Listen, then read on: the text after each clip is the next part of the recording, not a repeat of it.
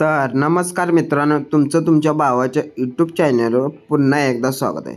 भावांनो, आज आपण लग्नपत्रिका म्हणजेच मंगल परिणय यावर आपण बॅनर डिझाईन बनवलेले आहे.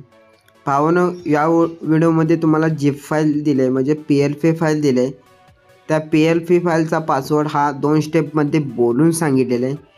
तरी कोणी व्हिडिओ स्किप करू नका. भावांनो, पासवर्ड टाकता वेळी दोन्ही पासवर्ड 4 अंकी पासवर्ड आहे, ते दोन्ही पासवर्ड एकत्र करून टाकायचे आहेत. त्यामुळे तुमचं पासवर्ड रॉंग येणार नाही. तर भावांनो, जर आपल्या चॅनलवर नवीन कोण आलं असेल तर आपल्या चॅनलला सबस्क्राईब करा आणि व्हिडिओ आवडल्यास लाईक करा. तर भावांनो, सगळ्यात पहिल्यांदा इथं बघू शकता आपण बॅकग्राऊंड घेतलेला आहे. बघू शकता बॅकग्राऊंड आपण इथे घेतलेलं आहे. त्यानंतर त्याच्यामध्ये एक आपण टेक्स्चर ॲड केले, त्यामुळे बॅकग्राऊंडला एक डिझाईन तयार झालेली आहे. पाहू शकता भावांनो, ही PLP फाईल तुम्हाला फुल एडिटेबल दिलेली आहे. पूर्ण एडिटेबल दिले आहे. इथं पाहू शकता पूर्ण हे आपण जे मराठीत टायपिंग केलेले आहे. यामध्ये युनिकोडची कोणतीही गरज लागणार नाही. इथं आपण 2 फोटो घेतलेले आहेत, पाहू शकता. भावांनो, जर आपल्या चॅनलवर नवीन कोण आला असेल तर आपल्या चॅनलला सबस्क्राईब नक्की करा आणि व्हिडिओ आवडल्यास लाईक करा. तर भावांनो, इथं आपण जे वधू नवरा नवरीचा फोटो घेतलेला आहे, बघू शकता. इथं तुम्ही दुसरा चेंज करायचं आहे. फुल एडिटेबल दिलेलं आहे भावांनो PLP फाईल. त्यानंतर इथं आपण अमर हे नाव घेतलेलं आहे नवऱ्या मुली, त्यासाठी आपण इन्फिनिटी फॉन्ट वापरलेला आहे. भावांनो, यामध्ये इन्फिनिटी फॉन्ट वापरले, याला युनिकोडची गरज लागेल. त्यानंतर इथं उपासक यासाठी आपण मराठीतच टायपिंग केलेलं आहे, पाहू शकता. त्यानंतर इथं त्यांची माहिती आहे, त्यासाठी आपण मराठीतच टायपिंग केलेलं आहे. यामध्ये युनिकोडची वगैरे काही गरज लागणार नाही.